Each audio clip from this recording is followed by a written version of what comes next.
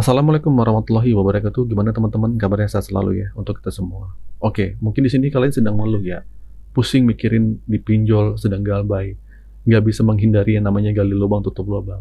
Udah telat bayar mungkin di Aku Laku, Kredivo, Shopee, Kredit Pintar, Jolo, Rupiah Cepat, ada Kami, ada Pundi, Utas, apapun. Lu nggak sendirian. Banyak banget yang kejebak di lingkaran setan ini dan susah banget lepas. Kenapa sih begitu? Sini gue jelasin biar lu nggak makin terprosok dan biar lu keluar dari jeratan pinjol ini. Alasannya kenapa susah banget orang dari jeratan pinjol. Banyak dari kita yang mikir, pinjol besar kayak Aku Laku sama Kredivo itu emang harus dirawat, jangan digalbay. Karena kenapa? Karena biar limitnya tuh naik. Ya emang sih mereka pinjol raksasa di Indonesia, tapi sadar ya, lu itu salah cara merawatnya. Kenapa? Karena lu malah gali lubang tutup lubang di pinjol itu. Pinjam sana sini buat nutupin utang di aplikasi sebelumnya. Ini bahaya banget. Kalau awalnya lu punya utang satu aplikasi, ujung-ujungnya bisa jadi 3 atau 4 atau 5. Ini karena pola pikir lu. Pola pikir lu merawat utang yang salah.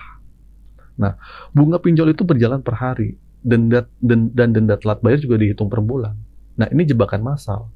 Lu telat sehari, dendanya udah dihitung per bulan. Kebayangkan gimana cepatnya utang lu ngebengkak nih. Nah, selain itu, rasa takut itu jadi pemicu utama. Takut didatengin sama DC pinjol ke rumah, takut orang lain tahu, akhirnya lu paksain gali lubang tutup lubang. Padahal lu sendiri tahu kalau lubang ini makin digali makin lebar, nggak bakal selesai. Kenapa sih nggak sadar-sadar juga? Mau nutupin satu aplikasi, ya, lu butuh 2 atau 3 aplikasi lain. Bayangin kalau lu 10 aplikasi, butuh berapa? 30 aplikasi kan? Dan lu harus nutupin 30-30-nya. Bukan selesai, malah makin banyak. Ada orang yang sampai rela gadain aset sertifikat rumah atau aset berharga lainnya cuma buat nutupin utang pinjol. Tapi hasilnya nol, malah makin terdorong buat minjem lagi dan lagi. Yang jadi pertanyaan buat lo, kapan lo sadar? Mau nunggu semuanya aset habis duluan baru sadar? Gua nggak larang lo bayar utang, tapi jangan dengan cara gali lubang tutup lubang. Nah, bagaimana sih cara mengakhiri lingkaran setan pinjol? Coba deh sekarang ubah mindset lo. Persetan hari ini ada DC atau FC lapangan mau datang. Tanya sama diri lu sendiri, lu mampu atau enggak? Kalau lu maksain mampu padahal enggak, ya jadi kayak gini. Seumur hidup lu nggak bakal bebas dari jeratan utang riba kalau lu terus berpatokan sama ketakutan ini. Gali lubang tutup lubang setiap hari itu nggak akan membuahkan hasil. Pada akhirnya lu bakal sampai di titik dimana semua usaha lu sia-sia. Pinjaman udah nggak bisa, gali lubang udah nggak cair, aset sudah habis. Lu mau apa? Nah, makanya masalah utama kita itu di uang. Uang kita nggak ada. Kalau kita maksain berutang, padahal tambah utang, apa jadinya?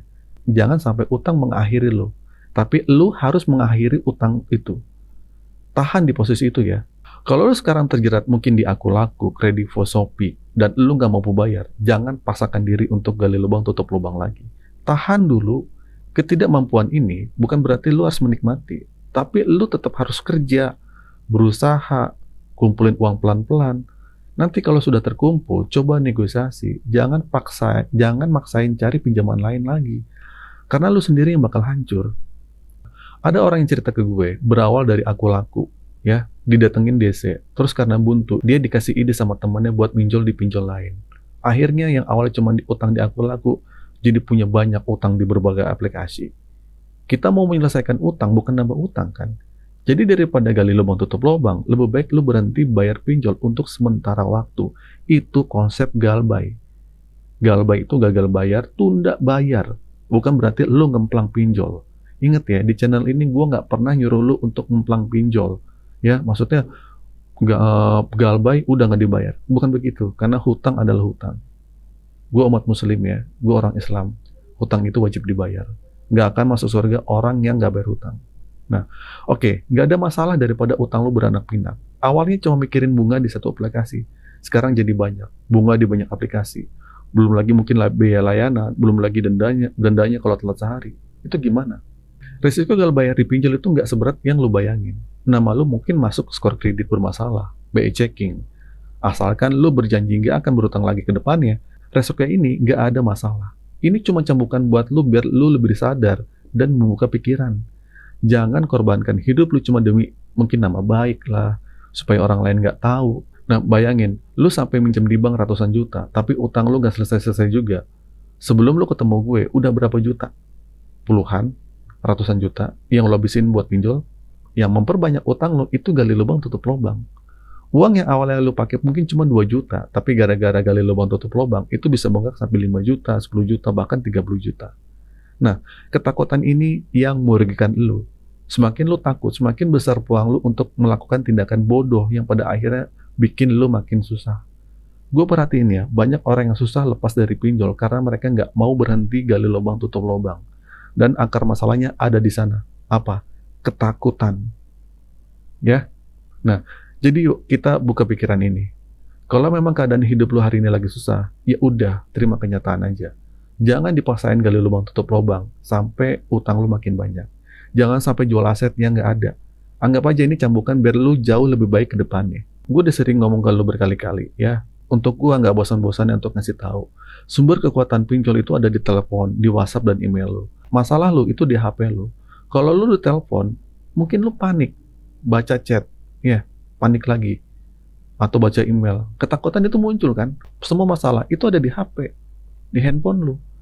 Tapi sayangnya ya, hampir 90% orang yang galbay pinjol nggak mau praktekin ini. Lu tahu sumber masalahnya, tapi lu nggak mau menghadapinya. Lu malah bikin statement baru. Bang, kalau saya ganti nomor atau hapus WA, nanti dibilang kabur, Bang. Kabur dari mana? Kita punya KTP, alamat jelas, semua persyaratan asli. Kenapa penting buat mutusin komunikasi? Supaya lu nggak menghambat proses hidup lu untuk ke depannya. Berapa lama lu udah buang waktu cuma buat mikirin kapan DC datang? Berapa banyak rezeki yang hilang karena lu takut keluar rumah, takut ketemu orang baru. Lu dimatikan pelan-pelan sama pinjol, tapi bukan karena pinjolnya, tapi melainkan pemikiran lu sendiri. Lu nggak percaya sama faktanya. Lu mungkin bilang, Bang, kami bukan nggak mau, Bang, tapi takut dia menghubungi kontak darurat atau di luar kontak darurat. Padahal aturannya jelas kok. Kalau dia menghubungi kontak darurat, cuma nanya keberadaan lo, itu nggak jadi masalah. Tapi kalau dia langsung nagih, itu nggak boleh. Jadi yang penting sekarang itu gimana caranya lo menyelamatkan diri lo sendiri. Banyak banget korban penipuan jasa backup data, jasa galbay lah, jasa penanganan jasa abal-abal, yang ganti rugi, yang katanya bisa ganti rugi ratusan ribu bahkan jutaan. Ini semua karena kepanikan. Kalau HP lo masih bisa dihubungi, masalah lo nggak akan pernah berakhir. Percuma lu keliling sana-sini cari solusi kalau sumber masalahnya nggak lu atasi. Hasilnya nol. Tapi setelah lu mutusin komunikasi, hapus WA, hapus email, ketenangan lu bakal lu dapetin. Kita nggak perlu kabur. Kita tetap berusaha dan bekerja dengan nggak berkomunikasi lagi. Jadi pikiran kita nggak terganggu. Kita bisa tenang dan mendapati ide kreatif buat ngangkat lagi hidup kita yang udah hancur. Jadi jangan sampai lu terus-terusan berdalih. Kalau saya ganti kartu nanti data saya disebar, Bang. Kontak darurat saya ditelepon. Ya udah, kalau gitu kehancuran nggak akan bisa lepas dari lu. Ingat ya, pinjol itu solusi alternatif untuk memiskinkan atau mempersulit usia lu. Siapa yang masih mengaku sukses setelah pinjol? Siapa yang masih ngaku bisa sukses setelah minjem pinjol? Coba deh jujur, setelah minjem pinjol, usaha lu berkembang atau makin hancur? Pinjol itu bisa bikin lu miskin. Karena saat lu keluar dari pinjol dan menyatakan nggak mampu bayar, lu tuh sudah miskin. Kenapa bisa mempersingkat umur? Karena setiap hari lu bikin sesuatu yang nggak jelas. Dan akhirnya buntu. Mungkin ada yang nekat melakukan tindakan pidana, bahkan mengakhiri hidup. Jadi tolong ya, praktikin aja apa yang gue sampaikan. Kalau enggak percaya, silahkan. Ya nikmatin aja kehancuran ini. Gue harap ya ini bisa membuka pikiran lu semua. Seiring waktu berjalan, mungkin kita bisa melangkah ke depannya untuk memperbaiki hidup yang mungkin sudah terlanjur hancur karena pinjaman online. Ingat ya, kalau bukan lu yang memperbaiki orang lain, itu nggak bisa. Oke, itu saja teman-teman video kali ini. Semoga video ini bermanfaat. Akhir kata dari saya, Assalamualaikum warahmatullahi wabarakatuh.